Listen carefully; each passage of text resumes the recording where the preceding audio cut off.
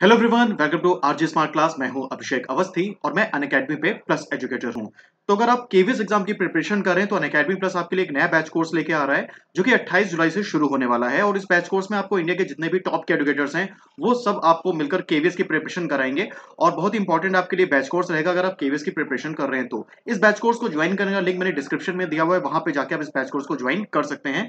और अभी तक अगर आपने अनअकैडमी प्लस का सब्सक्रिप्शन नहीं लिया तो ये अनअकैडमी प्लस का सब्सक्रिप्शन प्लान है। मैं आपको रिकमेंड करूंगा कि आप 1 ईयर या फिर 2 ईयर का सब्सक्रिप्शन लें। 1 ईयर की जो फीस है वो है 4500, 2 ईयर की फीस है 5400। और इसमें अगर आप रेफरल कोड यूज करते हैं APRG10 तो आपको मिलता है 10% का डिस्काउंट। और ये जो सब्सक्रिप्शन है इसमें आप DSSB, सुपरटेट, केवीएस और एपीएस जैसे सभी एग्जाम की प्रिपरेशन कर सकते हैं। आपको बहुत सारे यूनिक फीचर मिलते हैं अगर आप अनअकैडमी प्लस का सब्सक्रिप्शन लेते हैं। आपको सभी लाइव क्लासेस जो है अपने घर से करने को मिलती है इंडिया के टॉप के एजुकेटर्स के द्वारा। कंप्लीट एग्जाम की preparation, regular doubt clearing session, complete syllabus, free test series और वीकली फ्री मॉक टेस्ट, जैसे बहुत सारे आपको यूनिक फीचर मिलते हैं। तो चलिए हम लोग शुरू करते हैं आज का सेशन। और आज के इस वीडियो में हम लोग ईवीएस के प्रैक्टिस सेट 13 पे डिस्कस करने वाले हैं। तो आज का पहला प्रश्न है कि विश्व वानिकी दिवस कब मनाया जाता है। मोस्ट इंपॉर्टेंट क्वेश्चन है, विश्व वानिकी दिवस कब मनाया जाता है। सही आंसर है आपका 21 मार्च। विश्व वानिकी दिवस कब मनाया जाता है? 21 मार्च को मनाया जाता है, ध्यान रखेंगे।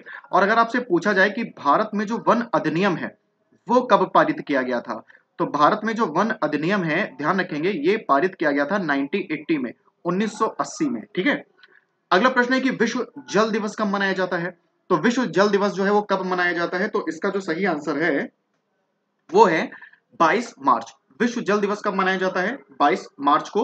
और अगर आपसे पूछा जाए कि राष्ट्रीय जल दिवस कब मनाया जाता है, देखो अक्सर कंफ्यूजन होता है लोगों को विश्व जल दिवस में और राष्ट्रीय जल दिवस में। तो जो राष्ट्रीय जल दिवस है, याद रखेंगे, ये मनाया जाता है 14 अप्रैल को। ठीक है। विश्व जल दिवस कब मनाया जाता है? 22 मार्च को। और राष्ट्रीय जल दिवस कब मनाया जाता है? 14 अप्रैल को, याद रखेंगे। अगला प्रश्न है कि विश्व पृथ्वी दिवस कब मनाया जाता है। तो विश्व पृथ्वी दिवस जो है ये मनाया जाता है 22 अप्रैल को। विश्व पृथ्वी दिवस कब मनाते हैं? 22 अप्रैल को। आगे बढ़ते हैं। विश्व जैव विविधता दिवस कब मनाया जाता है? तो विश्व जैव विविधता दिवस जो है ये मनाया जाता है 22 मई को। कब मनाया जाता है? 22 मई को। इसको याद करने की एक सिंपल सी ट्रिक है, वो मैं आपको बता देता हूं। देखो सबसे पहले हम लोग मनाते हैं जल दिवस। तो एक छोटी सी मैं ट्रिक बताता हूँ, इस ट्रिक से आप इनको आसानी से याद कर सकते हैं। जल दिवस के बाद में होता है पृथ्वी दिवस, और पृथ्वी दिवस के बाद में होता है आपका जैव विविधता दिवस। ठीक है, जैव विविधता दिवस। तो सबसे पहले आपने क्या किया, आपने 22 मार्च को जल लिया। आपने 22 मार्च को जल लिया और ठीक एक महीने के बाद में आपने उसको पृथ्वी पर डाल दिया, 22 अप्रैल को। और ठीक एक महीने के बाद जहां पे आपने जल पृथ्वी पर डाला होगा वहां की जैव विविधता बढ़ जाएगी। तो इस तरीके से आप याद कर सकते हो, 22 मार्च को आपने जल लिया, 22 अप्रैल को पृथ्वी पर डाला एक महीने के बाद, और उसके एक महीने के बाद यानी कि 22 मई को वहां की जैव विविधता क्या हो जाएगी? बढ़ जाएगी। तो इस तरीके से इसको आप याद कर सकते हो। अगला प्रश्न है कि विश्व पर्यावरण संरक्षण दिवस कब मनाया जाता है। तो विश्व पर्यावरण संरक्षण दिवस जो है ये मनाया जाता है 26 नवंबर को। देखो पर्यावरण दिवस जो है वो अलग है। आप ध्यान रखेंगे कि जो पर्यावरण दिवस है, अगर आपसे पूछा जाए कि पर्यावरण दिवस कब मनाया जाता है, तो हम सबको पता है कि पर्यावरण दिवस मनाया जाता है 5 जून को। लेकिन यह है विश्व पर्यावरण संरक्षण दिवस, तो यह मनाया जाता है 26 नवंबर को। नेक्स्ट क्वेश्चन है कि भारतीय वन प्रबंधन संस्थान कहाँ पे स्थित है। तो भारतीय वन प्रबंधन संस्थान जो है ये स्थित है भोपाल में। भोपाल कहाँ की राजधानी है? आप ध्यान रखेंगे, मध्य प्रदेश की। तो भारतीय वन प्रबंधन संस्थान जो है वो मध्य प्रदेश की राजधानी भोपाल में स्थित है। और भारत में जो सर्वाधिक वन है, भारत में जो सर्वाधिक वन है, तो वो भी कहाँ पाए जाते हैं? मध्य प्रदेश में, याद रखेंगे। भारत में जो सर्वाधिक राष्ट्रीय उद्यान है यानी कि नेशनल पार्क, वो भी कहाँ है? तो वो भी है आपके मध्य प्रदेश में, याद कर लीजिएगा इसको। ठीक है। अगला प्रश्न है कि भारतीय वन सर्वेक्षण केंद्र कहाँ स्थित है। तो भारतीय वन सर्वेक्षण केंद्र जो है वो स्थित है देहरादून में। अब देखो यहाँ पे भी कंफ्यूजन होता है।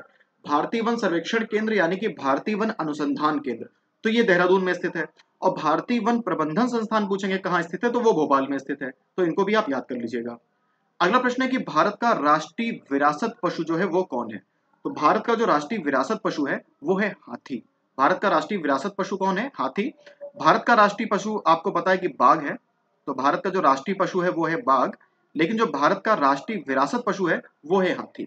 और भारत का राष्ट्रीय जलीय जीव अगर पूछें कौन है, तो वो है गंगा डॉल्फिन। ये भी याद कर लीजिएगा। अगला प्रश्न है कि भारत में पारिस्थितिकी का जनक किसे कहा जाता है। तो भारत में पारिस्थितिकी का जो जनक है वो कहा जाता है रामदेव मिश्रा को। ठीक है, भारत में पारिस्थितिकी का जनक किसे कहा जाता है? रामदेव मिश्रा को। MS स्वामीनाथन जो हैं ये कहलाते हैं भारत में हरित क्रांति के जनक। MS स्वामीनाथन को क्या कहा जाता है? इनको कहा जाता है भारत में हरित क्रांति के जनक। याद कर लेंगे, भारत में हरित क्रांति के जनक। और ये जो है आपके नॉर्मन बोरलॉग, इनको कहा जाता है विश्व में हरित क्रांति के जनक। नॉर्मन बोरलॉग को क्या कहा जाता है? विश्व में हरित क्रांति के जनक। ठीक है, विश्व में हरित क्रांति के जनक। और जो वर्गीस कुरियन है इनको कहा जाता है श्वेत क्रांति का जनक। इनको क्या कहा जाता है? श्वेत क्रांति का जनक। अमूल कंपनी के फाउंडर हैं वर्गीस कुरियन, ध्यान रखेंगे, और इनको कहा जाता है श्वेत क्रांति का जनक। अगला प्रश्न है कि अफ्रीका के शीतोष्ण घास के मैदान क्या कहलाते हैं? तो इससे पहले वाले वीडियो में मैंने आपको बताया था कि अफ्रीका में 2 तरीके के घास के मैदान पाए जाते हैं। तो जो शीतोष्ण घास के मैदान है इसको बोलते हैं वेल्ड, और जो उष्ण घास के मैदान है, गर्म घास के मैदान है, उसको क्या बोलते हैं? उसको बोलते हैं सवाना। याद कर लेंगे। प्रेरी उत्तरी अमेरिका के घास के मैदान है, जबकि जो पंपास है वो दक्षिणी अमेरिका के घास के मैदान है। अगला प्रश्न है कि विश्व का जो सबसे शुष्क रेगिस्तान है अटाकामा, वो किस महाद्वीप में स्थित है? तो विश्व का जो सबसे शुष्क रेगिस्तान है अटाकामा, वो स्थित है दक्षिण अमेरिका महाद्वीप में। ये भी याद कर लेंगे। तो सर्वाधिक वर्षा वाला जो महाद्वीप है वो भी दक्षिण अमेरिका है, और सबसे जो शुष्क रेगिस्तान है अटाकामा, वो भी दक्षिण अमेरिका में स्थित है। तो दोनों पॉइंट्स याद रखिएगा। अगला प्रश्न है कि एशिया में सर्वाधिक कोयले का उत्पादन करने वाला देश कौन सा है? तो एशिया में सर्वाधिक कोयले का उत्पादन करने वाला जो देश है वो है चीन। और भारत में अगर पूछें कि सर्वाधिक कोयले का उत्पादन कहाँ किया जाता है, तो वो किया जाता है झारखंड में। सिंह भूमि प्रसिद्ध है कोयले के उत्पादन के लिए, याद रखेंगे। झरिया जो है वो प्रसिद्ध है कोयले के उत्पादन के लिए। आगे देखते हैं, विश्व में सर्वाधिक सिंचाई नहरों वाला देश कौन सा है? विश्व में सबसे अधिक जो सिंचाई नहरें हैं वो किस देश में है? तो विश्व में सर्वाधिक सिंचाई नहरों वाला जो देश है वो है पाकिस्तान। और पाकिस्तान की अगर पूछा जाए कि राष्ट्रीय नदी किसे कहा जाता है, तो पाकिस्तान की जो राष्ट्रीय नदी है वो कहा जाता है सिंध नदी को, और ये पाकिस्तान में बहने वाली सबसे लंबी नदी भी है। अगला प्रश्न देखते हैं, विश्व की सबसे बड़ी जो मीठे पानी की झील है उसका क्या नाम है? तो विश्व की जो सबसे बड़ी मीठे पानी की झील है वो है सुपीरियर झील। वो कौन सी झील है? सुपीरियर झील। अगर आपसे पूछा जाए कि भारत की सबसे बड़ी मीठे पानी की झील, अगर आपसे पूछा जाए कि भारत में सबसे बड़ी मीठे पानी की झील, तो आपका आंसर है वुलर झील, जम्मू कश्मीर में स्थित है। अगर पूछा जाए कि भारत में खारे पानी की सबसे बड़ी झील, तो भारत में खारे पानी की जो सबसे बड़ी झील है वो है सांभर झील। और सांभर झील जो है, खारे पानी की सबसे बड़ी झील है चिल्का झील, और यह है उड़ीसा में। और अगर पूछे कि सर्वाधिक खारापन किसमें है, सर्वाधिक खारापन जो है इसको हम लोग सर्वाधिक लवणता भी कहेंगे, ध्यान रखेंगे। तो अगर पूछा जाए कि सर्वाधिक लवणता का जो प्रतिशत है भारत में वो किस झील में है, तब आंसर होगा सांभर झील, और सांभर झील राजस्थान में स्थित है। ठीक है, तो वुलर झील सबसे बड़ी मीठे पानी की झील है जम्मू कश्मीर में, खारे पानी की झील सबसे बड़ी है चिल्का, और सर्वाधिक लवणता वाली झील है सांभर झील जो कि स्थित है राजस्थान में, याद करिएगा। और अगर पूछे कि भारत में सबसे ऊंचाई पर स्थित झील कौन सी है, तो वो है आपकी चोलामू झील जो कि सिक्किम में स्थित है। एंकाकागुआ किस पर्वत श्रृंखला की सबसे ऊंची चोटी है? तो एंकाकागुआ किस पर्वतमाला की सबसे ऊंची चोटी है? सही आंसर है एंडीज, याद कर लेंगे। और एंडीज विश्व की सबसे लंबी पर्वतमाला है। देखो अरावली जो है वो क्या है? सबसे प्राचीन पर्वतमाला। अरावली क्या है? सबसे प्राचीन पर्वत। हिमालय क्या है? हिमालय एक नवीन पर्वत का उदाहरण है, वलित पर्वत है ये। तो हिमालय जो है याद रखेंगे सबसे ऊंचा पर्वत भी है, विश्व का सबसे ऊंचा पर्वत हिमालय। सबसे ऊंची पर्वत चोटी अगर पूछे तो माउंट एवरेस्ट है ना। और एंडीज क्या है? एंडीज है विश्व का सबसे लंबा पर्वत। तो एंडीज पर्वत की जो सबसे ऊंची चोटी है उसी का नाम है एंकाकागुआ, और ये जो है इक्वाडोर में स्थित है। इक्वाडोर एक देश का नाम है दक्षिण अमेरिका में, तो वहां पे स्थित है ये। आगे देखो, विश्व में सर्वाधिक वर्षा वाला जो स्थान है मासिन राम, वो किस राज्य में स्थित है? तो विश्व में सर्वाधिक जो वर्षा वाला स्थान है मासिन राम, वो स्थित है मेघालय में। कहाँ स्थित है? मेघालय में। और ये वर्षा वाला स्थान है, ध्यान रखेंगे, मासिन राम। अगर वर्षा वाला महाद्वीप पूछे कि सबसे अधिक वर्षा किस महाद्वीप में होती है, तो आंसर होगा साउथ अमेरिका, दक्षिण अमेरिका। अगला प्रश्न है कि विश्व की सबसे हल्की लकड़ी का क्या नाम है? तो विश्व की जो सबसे हल्की लकड़ी है उसका नाम है वालसा, उसका नाम है वालसा, और ये पाई जाती है संयुक्त राज्य अमेरिका में। ये कहाँ पाई जाती है? संयुक्त राज्य अमेरिका में। अगर आपसे पूछा जाए कि भारत में पाई जाने वाली हल्की लकड़ी जिससे क्रिकेट बैट भी बनाया जाता है, तो वो है विलो। विलो जम्मू कश्मीर लद्दाख वाले क्षेत्र में पाई जाती है विलो। ये बहुत ही हल्की होती है और इसका प्रयोग करते हैं क्रिकेट के बैट बनाने में। अगला क्वेश्चन देखते हैं, ब्राजील में पाए जाने वाले जो कॉफी के बगीचे हैं उनको क्या कहा जाता है? तो ब्राजील में पाए जाने वाले जो कॉफी के बगीचे हैं उनको कहा जाता है फजिंडा। उनको क्या कहा जाता है? उनको कहा जाता है फजिंडा, याद कर लेंगे। ब्राजील में पाए जाने वाले जो कॉफी के बगीचे हैं उनको फजिंडा कहा जाता है। सबसे अच्छी की जो क्वालिटी होती है, सबसे अच्छी जो क्वालिटी की कॉफी है उसको बोलते हैं अरेबिका। क्या बोलते हैं उसको? अरेबिका। और भारत में जो है कर्नाटक कॉफी के उत्पादन में प्रथम स्थान पर है। विश्व में ब्राजील पहले स्थान पर है और भारत में कर्नाटक पहले स्थान पर है।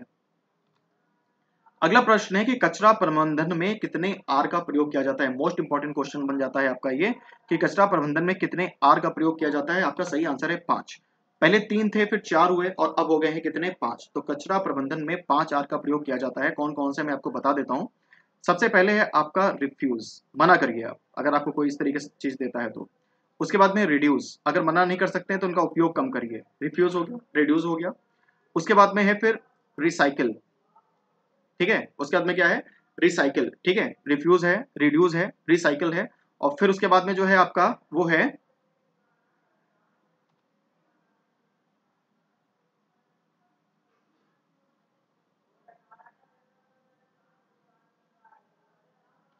हाँ, तो रिड्यूस हो गया, ठीक है। फिर से बता देता हूं एक बार, रिड्यूस हो गया और रिसाइकल हो गया, रिफ्यूज हो गया, रीपर्पज हो गया और